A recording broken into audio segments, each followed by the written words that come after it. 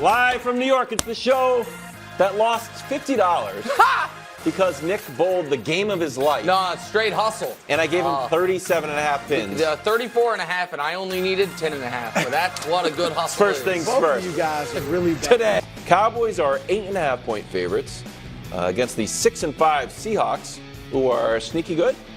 Cowboys favored by 8 is a dangerous number, according to Josh. Oh. Check out the biggest upsets of the year. All were 8 points underdogs. Texans and Jacksonville. Really? Cardinals and Dallas. Browns and San Francisco. Giants and the Commanders. I can't believe that was 8 points. And Packers in Detroit. So, should the Cowboys Brew be on upset alert tonight?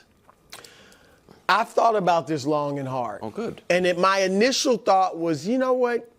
Yeah, this could be a sneaky game. I thought they would win, but yeah, this might be an upset. But no. Okay. I think the more I thought about it, the more I came to the conclusion the Cowboys will roll. Roll. Okay. Roll. Oh, this okay? changed from the meeting. It's going to be another impressive victory. I'm not saying 35 points. Can I give you credit for something, Brew, real quick? In the meetings, Brew often is like, guys, I'm leaning this way, but I haven't fully dove in yet. I won't know until later. Because he's about and facts. then he actually is like, Yes, like that's he's in what there. you're doing. I upstairs also all by know that I yourself? can't trust you in the morning Okay, meeting. well, You that's- steal my stuff I and don't you steal use it anything. against me. I do that. And banners fly and That's all that. true. So Go anyway, ahead. True. Here, look, we know they've been great at home. They haven't lost in like a season and a half at home. They're the only team, I don't know if you guys knew this, the only team in the history of the NFL to win their first 5 games at home by 20 or more points. I did not know that. So this tomato can, routing these tomato cans is historic. All right, so, and here's the other thing. And it's tempting, because the more I dove into the Seahawks, who've lost 3 or 4, we all knew that. But they are not tomato cans. No. Okay? I knew but this it's was tempting. coming. I knew he was But going to hold on, do this. because Tomato can. really? What do you mean, really? No, You're talking to here's the yourself. deal, Wildes. When you really delve into it, they've been riding high, getting a lot of credit for one good win. That was going to Detroit and beating the Lions in Detroit in Detroit's home opener. If you look at what they've done other than that, Carolina, See, I knew Arizona, Some tomato the cans of their own. Giants, the Giants and the Commanders, and Cleveland with P.J. Walker behind center. but They got 2 losses to the Rams, and then the 2 really good teams they played, Baltimore and San Francisco, blasted them. Now again, I'm not gonna say tomato can. But you are if the Cowboys roll them. No, That's what I said was going to happen. No, I will not put them in the group with the tomato cans. I'm just saying they're not as good as we all thought. So here's the problem. Go. Because you could see this coming a mile away. Brew, for all his caginess in the morning meetings, I can read you like a book, my friend. Whether it's when we talk Niners, Eagles later, and you're very intelligent hedge to be right no matter what on that game, or the Seahawks. If they get rolled tonight, maybe it won't happen tomorrow. Maybe it will happen in a few weeks, but they will retroactively be turned into a tomato can. Well, let's say this. If they end up being 6 and 9 in a few weeks. I don't make the rules. They were tomato cans. But they would fit. Clothing. Let me explain this real quick. I believe this is actually a very tricky spot for Dallas. Good. For a lot of reasons. First of all, not your typical Thursday night game. Thursday night games are weird. They're usually kind of ugly, lower scoring, but that's because the teams are on short rest. Yep. Yes. A Thursday game when both teams played the previous Thursday is just a regular game. And so that part is where some of the flukiness maybe is going to be taken out of it because both teams are on regular rest. But Seattle is in such a desperate spot because they absolutely can collapse. They were 6-3. If they lose tonight, they're 6-6, with the next 2 games being, let's check, at San Francisco and then home for Philly. That's their next 2. So 6-3 can turn into a 5-game losing streak. Dallas, on the other hand, does have a lot of the makings of the trap game spot. Here we go. Because, so just follow me here, and I don't think you'll disagree. no one is going to not be ready for the Thanksgiving Day game. 40 million people watching, particularly against a divisional opponent. You're at home. That was last week's game. The next game is their single biggest game of the year against the Philadelphia Eagles, that being Dallas. If there was ever a game that you might, you were super high for Thanksgiving, and then you're looking ahead to Philadelphia, that would be this spot. So I personally, even though I don't think Seattle's anything close to a tomato can, as Bruce defined it, but I also don't think they're as good as a lot of other 6-5 teams right now. I do agree with you. I don't think they're playing very well right now. The defense, which I thought, I was very high on Seattle going into the year because they, like the Chiefs, played so many rookie defenders last year. The defense has not been good this year, and Geno has not been as good this year as he was last year. So you had him as an MVP candidate. Last year he was an MVP candidate last year briefly. So I will be impressed if Dallas just takes care of business tonight. Okay. Because Seattle is a desperate team. Huge win. I will be impressed with just a win. It could be 3 points for all I care. Just win. One way Seattle can win: sack Dak. That's pretty much it. You don't match up great in other places on the field. But if we can look at the stats on how many times Dak has hit the ground recently, answer in the last 3 games: 0 against Washington, 0 Carolina, 0 Giants, 0. Seattle's pass rush, 172 pressures, tied for 6th in the NFL. So if they can get to Dak, now they haven't been hitting anybody in the second half of games. They've really fallen off. But if they can get to Dak early, I don't know, fall behind a little bit at home. Maybe Dallas isn't used to being. They haven't trailed at home in a long time. But they haven't trailed at home all year, right? It sounds to me like you guys really think Seattle might win this game. Why don't you just go ahead and pick Seattle? If Dak gets sacked in the first quarter, we can do an emergency show, and I will pick the Seahawks. But if he's clean in the first quarter, I'm sticking with Dallas. Okay. I'm becoming the Cowboys defender. I think the Cowboys are going to win this game. What I am saying is when you have, I don't want to say misaligned incentives, but you have one truly, I believe, desperate team and another team who has a far bigger game as the very next game. That's usually the recipe for maybe not a Seattle win, but Seattle jumping out to an early lead. But Seattle having more urgency off the top. The problem is the Cowboys seem to want to destroy teams. I agree. I agree. We haven't seen that all like, you know what? It's the Patriots. It's the Giants. It's the Jets. Like, let's take our foot off the gas. They are just crushing teams. So I don't know if they're ripe for a letdown. I think it would be good for, I'm not going to say like they need it, but a nip and tuck game, like a 3-point game where they have to, deliver it in the fourth quarter. A game like the Eagles I think that'd be but good for one they win is what you're talking about. I think that would be good for them. All right. Mike McCarthy coached Aaron Rodgers during his first 2 MVP campaigns, 2011 and 2014. Recently said, you know what? Dak on a similar trajectory. Told Todd Archer, Aaron had a number of stretches that he went on in MVP seasons and all that. Yes, this definitely has that type of feeling. All right, good support. MVP odds, Jalen's at 1, Mahomes at 2. Lamar and Dak is in 4th. Nick, can Dak climb the MVP ladder with a good performance tonight? 100%. And this is a good old-fashioned Category 1 take by me. Instantly right. What did I tell you before the Thanksgiving game about Dak Prescott and the that was a good take. situation? That he was going to roll on Thanksgiving and all of a sudden, wait, is Dak Prescott the MVP would start to be a question. And then in another national standalone game, he would play well, which is tonight, and all of a sudden it's going to be a top-tier conversation leading into the storyline of Sunday Night Football with Chris Collinsworth a week from now is the winner of this game between Dak Prescott and Jalen Hurts the favorite to be league MVP? That is what the narrative that I said I thought we were going to have, and is the narrative I believe we are in the midst of. I also think Dak very uniquely right now is being punished for either people's preconceived notions about who he is as a quarterback or by the level of attention he gets as the Cowboys quarterback, because he has the numbers and resume right now of a clear MVP frontrunner. And I would argue, and this is not me trying at all to pick on the Buffalo Bills, but just follow me here.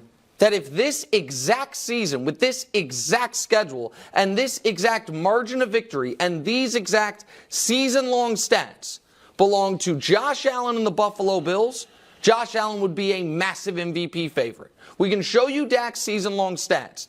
And if it was the Bills were beating teams by 35 points, where Josh Allen was having 300-yard games and 4 touchdown games and was taking care of the football, even at just, if you will, 8-3, right, people would be like, well, he's the MVP.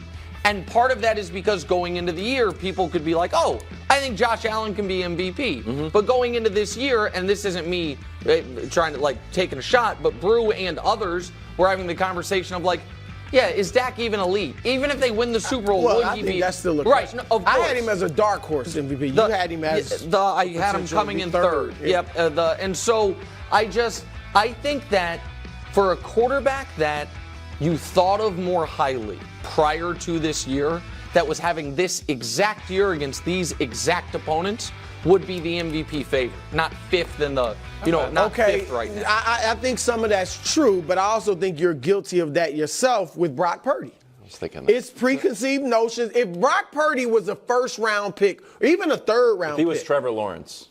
Well, that, of course. If Trevor Lawrence was doing exactly what Brock Purdy's doing, you'd have him as the MVP, and maybe most people would.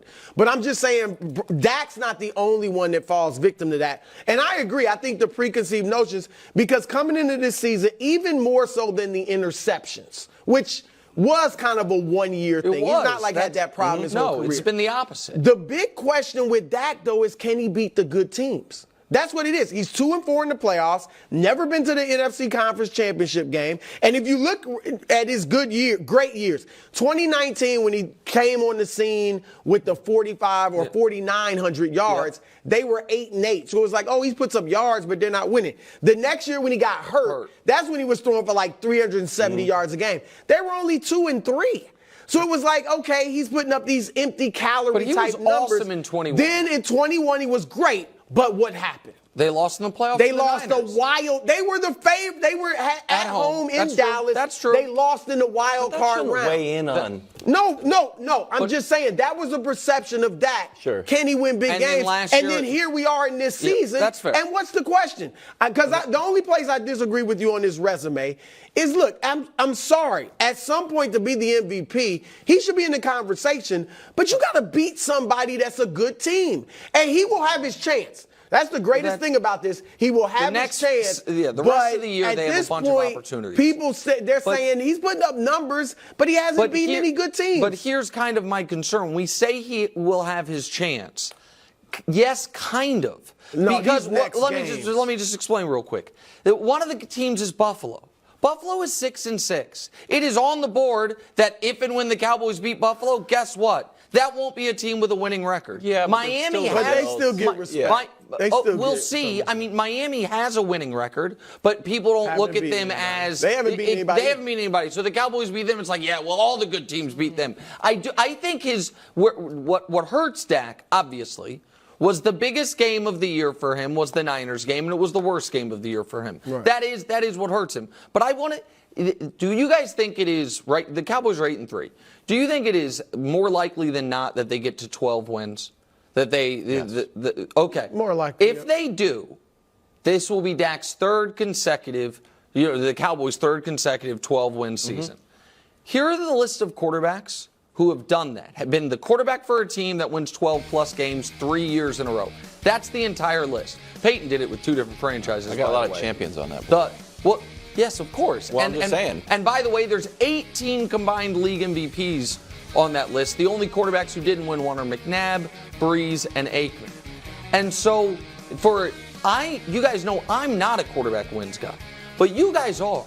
And I feel like that should at least move you closer to the weight. Have we been underrating Dak Prescott this entire time? See, You're so blind how quarterback wins work. What do you mean? You are so blind. What do you mean? Quarterback playoff wins are like the giant trump card that comes over everything. You got to have quarterback playoff wins. The regular season wins are nice, don't get me wrong, but when you put that board up there, right? Like, but so those guys are known for playoff wins. To a degree. I mean, McNabb obviously wasn't. But he spent a lot of time in the champion. No, I understand, but the guys he's competing with for MVP don't have long resumes of a bunch of playoff wins other than Mahomes.